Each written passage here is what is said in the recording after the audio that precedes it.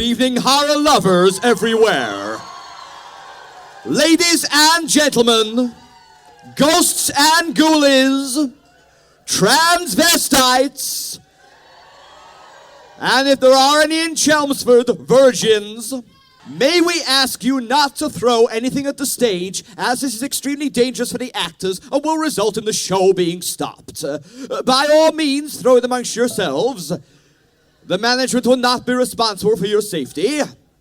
May we also remind you that the use of cameras and other recording equipment is strictly prohibited. And please turn off all phones, pagers, and any other battery-operated device you may have about your person. And now, give me an R. Give me an O. Give me a C. Give me a K. Give me a Y. What have we got? I can't hear you. One more time. And now, be afraid. Be very afraid. Don't dream it, be it. Ladies and gentlemen, the Rocky Horror Show! Anyone who's ever been lucky enough to be part of a production of Richard O'Brien's The Rocky Horror Show will understand me when I say it's like living in a madhouse for however long the tour or run lasts. I first saw the show in 1985 at Birmingham Hippodrome with Dave Dale and a lot of the stalwarts of the old Theatre Royal Hanley cast. Theatre Royal Hanley, that beautiful theatre that was a backbone to a touring and producing house. Now, alas, the site houses two nightclubs. The show is an affectionate spoof tribute to the B-movies of the 1930s through to the 1960s and became the cult show to see and has still maintained its cult status. I saw it twice in the 1980s, moderately enjoying the film, but actually didn't know that much about the history and traditions of the show or the experience of playing in the show. I have to confess, when I first saw the show, I was a tad befuddled by the plot, and it only kind of made sense when I saw the film. But this is a show for the theatre, and its traditions and interaction with its audience is as traditional as pantomime, and any attempt to deviate from those traditions and the myriad of fans will soon let you know. So in 2003, I had another baptism by fire when I discovered that New Palm Productions were producing a short run at the Civic Theatre in Chelmsford. I'd been happily employed by New Palm for over a year, as Gavin and Gloria on the tour of the hit show Ladies' Night in 2001, as Widow Twankey in Aladdin in 2002, a further short tour of Ladies' Night, and then stepping in at the last minute in a summer rep season in 3 plays in the summer of 2003. I always had a wonderful relationship with John and Daphne from New Palm. They really had set up a family company who looked after their cast and crew, and even though there was a firm eye on the money, the atmosphere was relaxed and always a joy.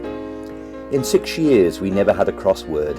A tense exchange at times maybe, but on the whole the best of times. I can't remember actually pushing myself forward to be in Rocky, and I think initially Stuart Morrison, with whom I'd toured in Ladies' Night, was suggesting myself for the plum role of Frankenfurter. I must admit that would have been an honour to play, but in retrospect, even though I'd commanded the stage as drag queen Gloria and 7 years of playing pantomime dame, I probably wasn't strident enough to play this iconic role. So, as an alternative, I suggested the role of the narrator, which I duly secured. Stuart very wisely suggested that I get to see the video of the previous New Palm productions in order to learn the stock interaction that the narrator has to orchestrate with the audience. In that previous production, my dear friend Andrew Ryan had played the role, and as Andrew was very much a part of the Hanley company for a number of years, he knew exactly how to work the audience. Kerry Dupree was Frankenfurter in that earlier New Palm production, and a fine job he made of it. So I studied the videos assiduously, learnt as much of the established choreography as I could, and generally prepared myself in every possible way for the usual short rehearsal period. The rehearsals took place as usual in the time-honoured St Gabriel's Church Hall in Pimlico during the usual frosty November. Our musical director, the superb Sam Edwards, recapped the familiar songs, and I can't recall many issues with those rehearsals, and the music came together extremely well. Likewise, the blocking of the show was completed very quickly. As hand microphones were carried during the show for the principals to use during the numbers, these were blocked with coat hangers to keep track of who had what mic during the show, and to ensure we knew where the mics were in the grand scheme of the show at any one time. Our Frankenfurter was the superb Richard Cates, rehearsing on the most perilous stiletto heels and putting my own Paris heels from Ladies' Night to shame. They really did defy gravity. At this point I must mention, Richard had played the role before, as well as being a very distinguished musical theatre performer. He is also a brilliant songwriter, and his CDs are a must for any devotee of musical theatre and satirical review. I was, however, slightly apprehensive at how he marked through a lot of rehearsals, but there again he knew the part so well, and didn't need to go full out at rehearsals. I suppose I'm one of those performers who needs to go full out in rehearsals in order to pull back in performance, but each to their own, and above all, Richard was a consummate professional. The rest of the cast were equally superb and couldn't be faulted in any way, even down to the acting ASMs and old stagers like Stewart and Lionel Chilcott making up the ensemble. I don't recall any major problems during rehearsals, and the show came together very well from the music down to the time-honoured choreography. The first day was actually spent on costume fittings, including the basques, stockings and suspenders, in which we all appeared at some stage, even myself as narrator in the finale. Andrew Ryan was playing riff-raff and brilliant as ever. In all the years I've known Andrew, I have never seen him give a below-par performance, and his characterizations have been consistently superb over the years. I first worked with him in a tour of Christmas Carol in 1992, and then Perchance to Dream the following year, then Murder at the Vicarage, and then in future years a myriad of touring and rep seasons. Quite rightly so, he is regarded as one of the top pantomime dames in the country. Having never actually worn fishnets and suspenders before, Andrew gave me invaluable advice on how to keep the seams straight. True to form, rehearsals were completed in the week, and it was pretty much there by the Saturday afternoon, with just a lot of polishing up on the choreography. Rehearsing in the salubrious surrounding of St Gabriel's Church Hall in Pimlico has since become a haven for companies in rehearsal, and in subsequent years we would be rehearsing Ladies' Night downstairs, whilst a tour rehearse in another room, an experimental theatre company in another, while the strains of the Merry Widow would be heard from Holland Park Opera on the top floor. But in the boys' club annex of St Gabriel's there were some hysterical moments, not least when Richard was rehearsing the silhouette scene with Brad and Janet. I must explain that this was a scene that was supposed to be happening on a closed-circuit TV monitor, but it was actually behind a backlit screen, as if the characters were in bed together. So, in rehearsals, Richard, Zoe and Matt utilised a grubby mattress in the rehearsal room. If the caretaker or some unexpected person had happened to glance into that rehearsal room, they'd have quite rightly supposed that we were rehearsing a sex video.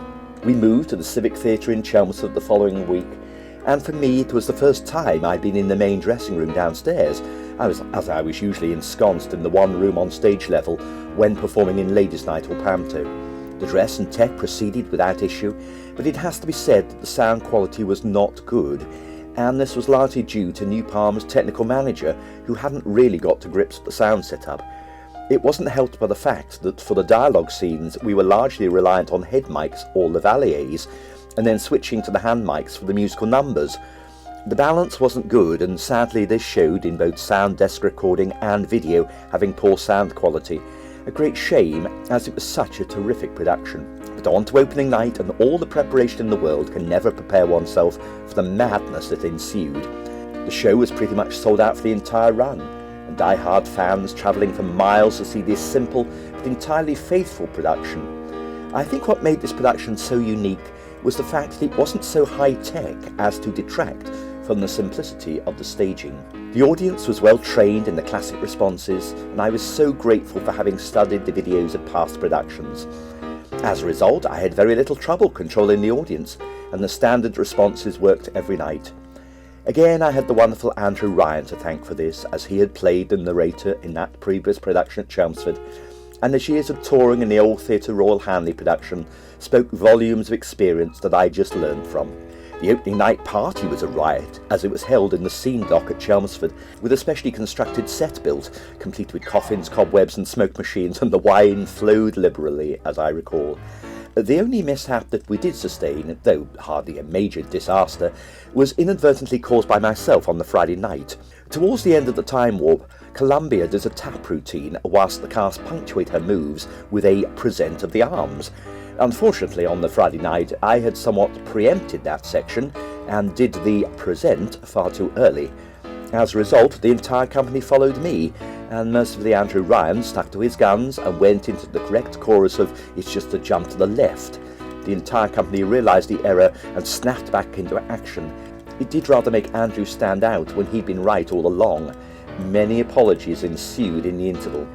On the Saturday, the last two performances, I had a bit of a run around. I was due to start rehearsals for pantomime at Chesham on the Saturday morning, but then had to be back in Chelmsford for a 6 p.m. performance, followed by the final one. So on the Saturday morning, I set off at the crack of dawn by train and tube to be in Chesham by 10 a.m, and after a half-day's rehearsal, luckily my husband Michael drove to Chesham, picked me up, drove round the M25 to return me back to Chelmsford. He in turn went back to Diggs to dress up in costume for the final performance, to the amazement and joy of my landlord. The show just grew every night, and I wish we could have played an extra week. There did have to be an announcement made to certain members of the cast not to respond to the audience at times, as the only characters who should interact are Frank, Riff Raff, and of course the narrator. But inexperience and maybe insecurity with their performances can often cause a performer to feel the need to go that extra mile instead of trusting the material. At one point in Cards for Sorrow, as narrator, I had to bring Richard a glass of champagne on a tray which he would then drink. One night Richard said, "I know this may sound odd, but I reckon we can get a laugh if I swill it around my mouth and then spit it out in your face." I readily agreed. If it gets a laugh, do it, and to hell with all the health and safety. Incidentally, there was a well-used panto gag called Busy Bee that more or less followed the same maxim and always got a laugh. Sadly, no one does that anymore since the COVID crisis.